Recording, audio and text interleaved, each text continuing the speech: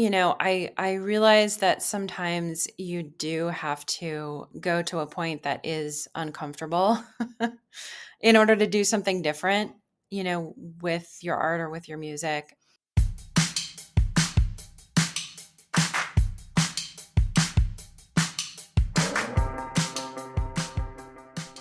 Hello, and welcome to another episode of Live Through That. I'm your host, Mike Hipple, and on this podcast, we'll dig a little deeper into a pivotal moment into the lives of some of my favorite artists from the 80s and 90s. I remember back in 1997, I was in a record shop browsing the stacks as you did back in the day when the opening notes of Dig Me Out jumped out of the speakers.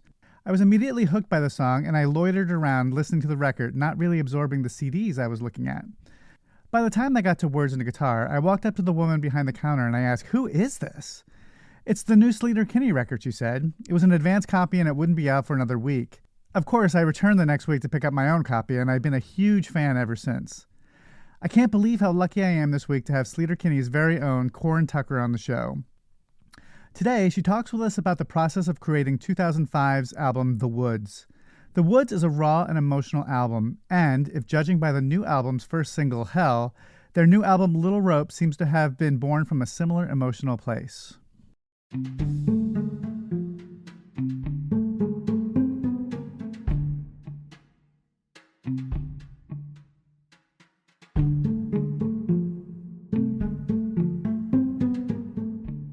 So, I would like to talk today about a record that my band Sleater-Kinney made almost 20 years ago now. This was in 2004, the end of 2004.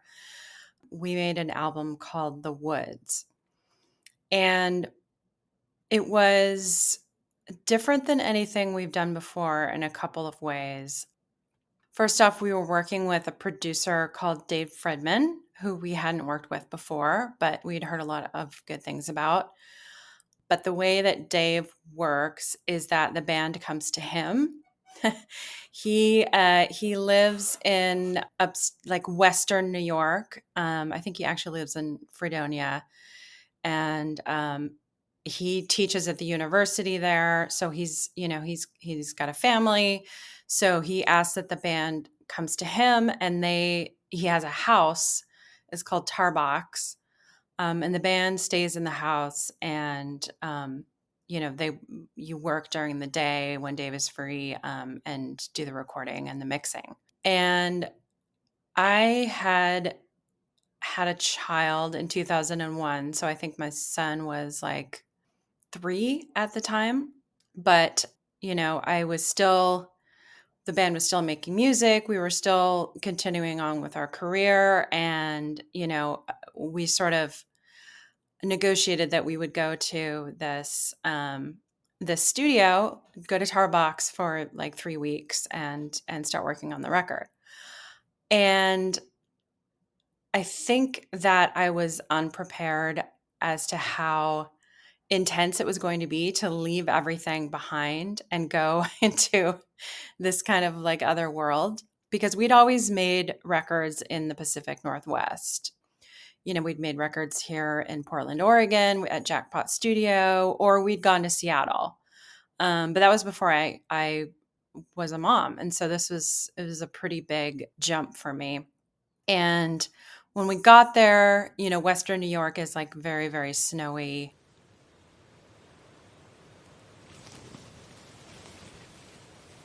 I mean, in a lot of ways, the isolation and the like sheer remoteness of it it forces you to dive into a world. So in that way, I felt like the kind of focus that we had on the music and on trying to improvise together. I mean, we do like a really long improvised jam on the album for Let's Call It Love, this song that we wrote. And we had never done anything that extensive and that intense before, and so in some ways, being just completely unattached from everything, I think did bring us this, kind of like complete focus on what we were doing. And it did, I think, helped me grow as an artist, because it just forced me to have to try really different things. I was so out of my comfort zone the entire time. But, it's like some of my favorite lyrics were written in that studio. Like, not all of the songs were completely done, and I definitely didn't have my lyrics finished until we were there. And then, and Dave is such an amazing producer, but he's also kind of a taskmaster. In that he would be like, okay, I need a printout of your lyrics. Let's go through this. Let's go through that. And, all of these things were, a little different in terms of the workflow that I was used to. And it was tough. It was really difficult. There were days where I was just wiped, just emotionally so wiped and so missing being with my partner and my son. I was just kind of a wreck, actually, emotionally. But it's also, in the end, I felt like I had done really different things, both with lyrics, with singing. The singing on it it's very intense, and I think it's very raw because of that emotionality. And it also, forced us to do different things with the music as well. Like I said, the experimentation, the improvisation that we did, and the way that Dave would ask different things like, well, what have you got? What kind of guitar sound for this song? Have you tried a bunch of different pedals? And so it was all kind of a trial by fire, I think, in some ways, to push the band to a different level.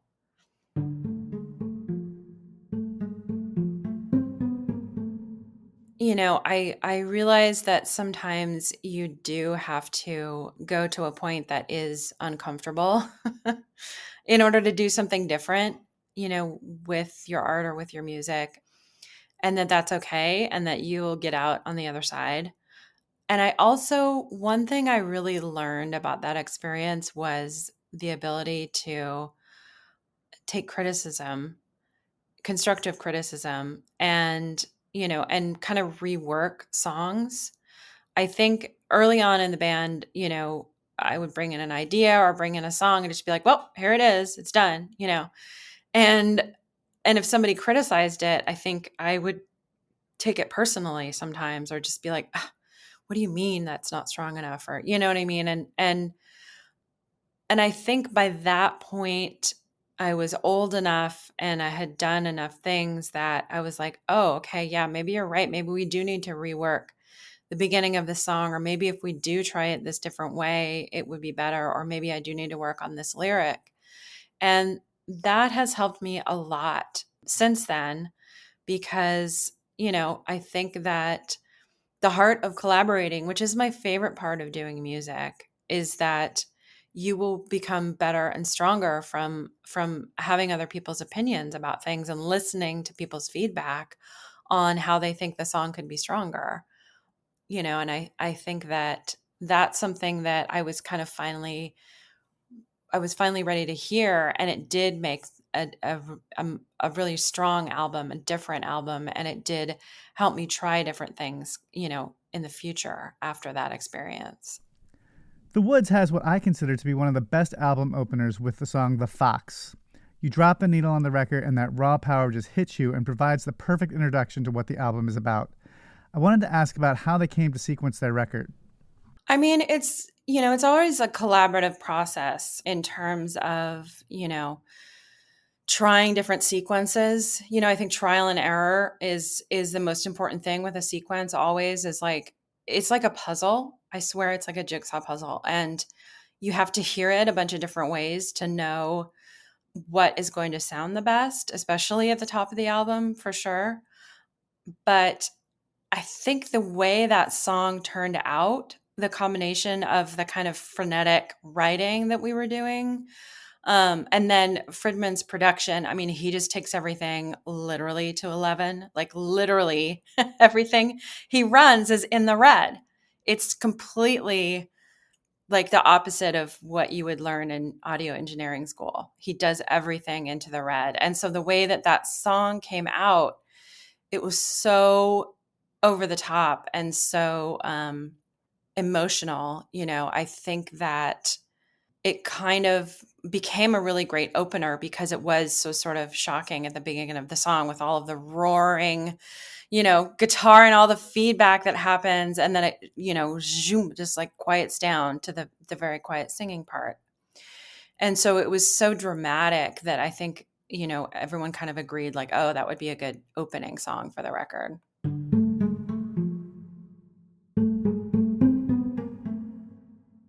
Like I said, we were really trying to build a world with that album that was really different than anything we've done before. And so I think in some ways it's almost like writing a scene when you write a song and you want to drop people, if you can, right into the world.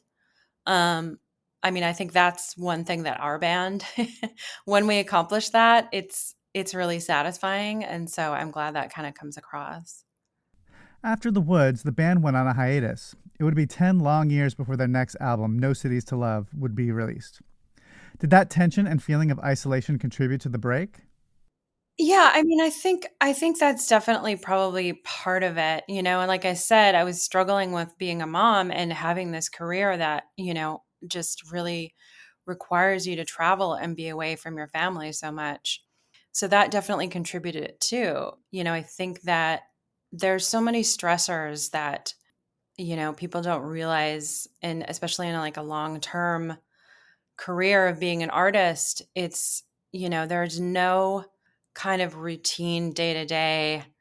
I know what my day is going to look like. It's just, that's just not what it is. And it's really hard to parent and to have that set up in your life. Even though, I'm fortunate to have a very involved partner, who's totally up for taking care of the kids, it still just kind of rips you apart. And I think that was definitely at play when we were like, the band just like needs a break. We were just not in a good place. And so, I didn't know what hiatus was going to mean, but it ended up being, kind of a long hiatus. But it's not a bad thing. I think a lot of good things came out of taking a break. Sleater-Kinney have received so many kudos over the years, including having Greil Marcus proclaiming them the best band in the world in a piece for Esquire. I'm curious if she's ever felt imposter syndrome. I've heard people talk about that, and I know the feeling of feeling like maybe I'm not good enough, but I don't really feel like I started my career that way. I started from a really different place. I started in the punk community.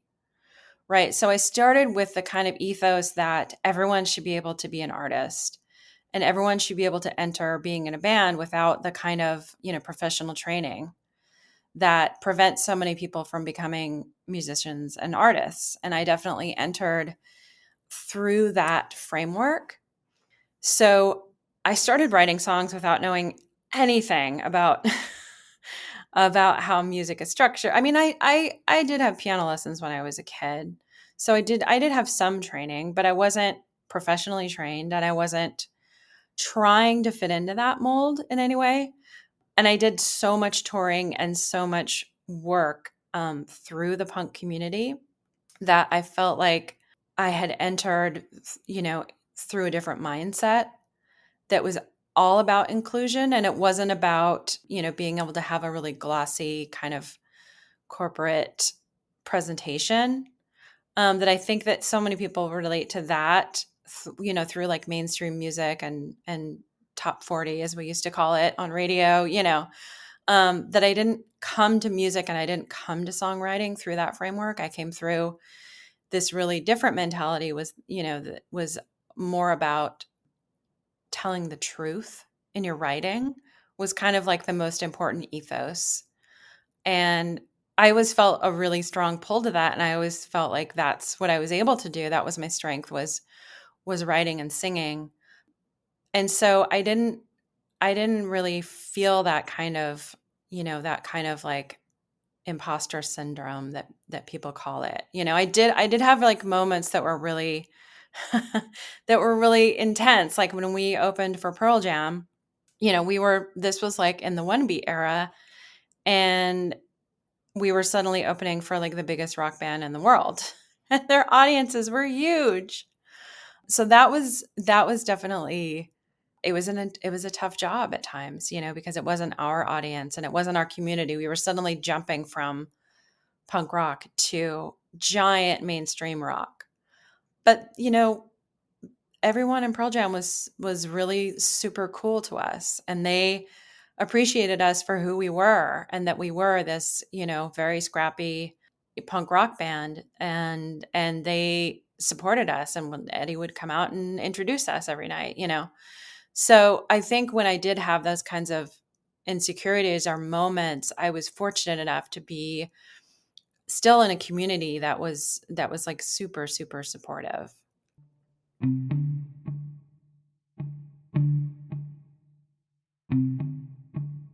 I think when One Beat came out, they were just honestly really big fans of that album, and and kind of things aligned where we had this new music out, and it seemed like a good opportunity, and yeah, and so we agreed, and it was wild. I mean, it was wild. It was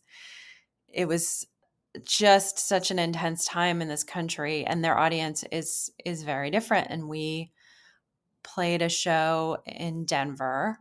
And I remember it was like the beginning of the Iraq war. And I got up and said, I just want to support the people that are protesting this war on the streets. And I got booed by 15,000 people because their audience has a lot of people who are in the military, and they were worried about their family and friends. And I hadn't realized that. I hadn't put that together. But that was definitely a learning thing for me to like look around and see where you're at and see how, what you're going to say is going to hit people, because you might want to like think about the context of that a little bit more. So that was definitely a live through this moment as well. Fan reaction to 2019's The Center Won't Hold was mixed, and I was curious how the band felt about that. Well, that's the thing that's funny is that that's how people reacted to The Woods at first. So many people were like, "This isn't Sleater-Kinney. This sounds so weird. They ruined the band." I mean, that reaction people don't realize because it's not saved on the internet as things are now. Social media just wasn't as popular back then, but people did say that in reviews at the time. And we got that kind of backlash from doing The Woods, from trying something that was really experimental and different. And so when we did hear that kind of criticism with The Center Won't Hold, we were kind of like, yeah, we've been through this before. We know that sometimes people are resistant to us trying something different and resistant to change, and want the band to stay within a certain parameter, you know and but like I said, I think that would be kind of too stifling for us as artists. Like, we really do like to try different things and push the boundaries, and it's okay that people at first might not be ready for it, because in the long run people come around, and there are people that love that record. And now, I mean, it's so funny because last summer we were playing songs from that album and we started playing Reach Out, and I saw these young people. It was really funny, but young people like in their 20s running across the field when that song started, like, "Oh, this is a song we can dance to." And it was like, "Oh, yeah, exactly. We accomplished something, that's like exciting and different than the rest of our songs." It is kind of like a more poppy dance song, and it's really fun to put in the set to have something a little different. You don't actually want every song that you do to be in the same genre, in the same field. You actually really want that variety. So it was just this little moment of like, well, yeah, it's 3 or 4 years on, and people are really digging this song in this like live setting. And so you do kind of have to ride the wave, when something first comes out, and maybe not everybody likes it, but I think sort of time will tell on how the songs sound a few years down the road. With a career that spanned over 25 years, I'm wondering how they keep it going. I think that, in terms of being an artist and what like draws me to it is really I love the writing. I love being able to write and create and do something different, and I think that we've always tried to do different things with every record. We've tried to do something that we haven't done before. And, I think that that really helps because, you kind of need a challenge. I think it would be really hard to just play the same thing and do the same thing over and over again. I think the ability to grow and hopefully, work on your songwriting and work on your craft and work on what you do on the live stage, like all of that to me is an opportunity to, to do something different, to experiment, to become stronger, to realize what your strengths are. And, and I think that is what's still interesting about doing the band.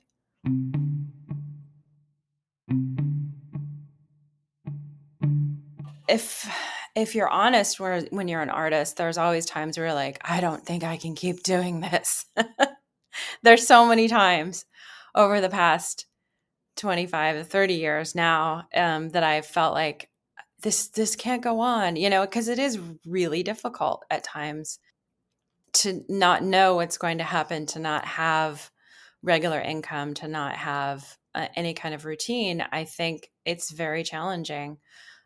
But, I think that there is like a definitely a pull towards to keep going because I do really feel like it's not a job, that it's more of a calling of something that I think is really important. And there's a lot of things that you can do with a band that, that give you a like a strength that's greater than the sum of its parts in a lot of ways. And finally, with a catalog of very different albums, does she have a favorite? I mean, it's that's too hard for me to pick because I feel like I'm so emotionally attached to everything, I will say that I feel like One Beat is a really special album that sometimes doesn't get the credit it deserves in a way because it was such a like pivotal time for me. It was right after I had my son and I was just like there's just no way that I can keep doing this. And it was only because Carrie and Janet were so supportive of me and just accommodated like coming over to my house and writing the songs there and doing everything in Portland. And, you know, it made it made that record able to exist and able for me to keep going. So I do have kind of a special place in my heart for that record.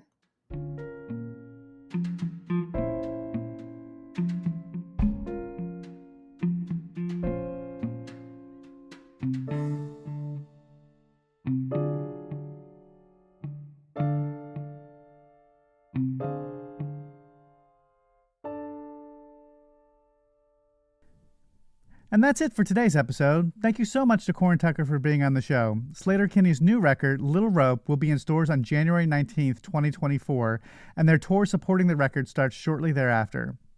And a quick reminder that you can also buy my book on 80s musicians and where they are today, 80s Redux, and its sequel, Live Through That, on 90s artists wherever you buy your books. And if you like this show, please leave a review where you're listening. It always helps others to find us. And of course, subscribe so you'll know when the latest episode comes out. You can also follow me on Twitter and Facebook at Mike Hipple Photo, all one word. Thanks for listening.